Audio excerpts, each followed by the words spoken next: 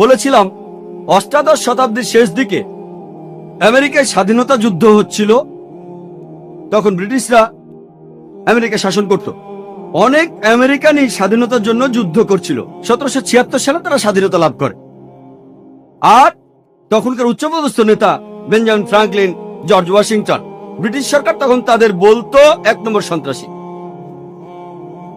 যে লোক ছিল 1 নম্বর সন্ত্রাসী, জর্জ ওয়াশিংটন, পরবর্তীতে তিনি হলেন ইউএস এর প্রেসিডেন্ট।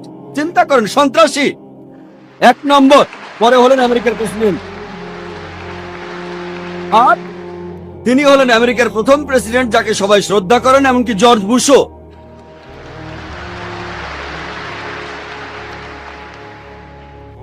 এই হচ্ছে মিডিয়া।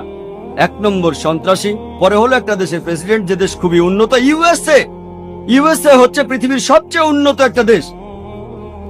আর সেই দেশের প্রথম প্রেসিডেন্ট কে ছিলেন? একজন সন্ত্রাসী। এছাড়া বলতে পারি নেলসন ম্যান্ডেলার কথা। বর্তমান দক্ষিণ আফ্রিকার আগে দক্ষিণ আফ্রিকার ক্ষমতায় ছিল শ্বেতাঙ্গ বর্ণবাদী সরকার। নেলসন ম্যান্ডেলাকে এই শ্বেতাঙ্গ বর্ণবাদী সরকার আটকে রেখেছিল 25 বছর রোবেন আইল্যান্ডে, আর তাকে বলা হতো 1 নম্বর সন্ত্রাসী। পরবর্তীতে যখন দক্ষিণ আফ্রিকা বর্ণবাদী সরকারের হাত থেকে মুক্ত হলো, তখন দক্ষিণ আফ্রিকার প্রেসিডেন্ট হলেন ম্যান্ডেলা। এরপরে নেলসন ম্যান্ডেলা শান্তিতে নোবেল পুরস্কার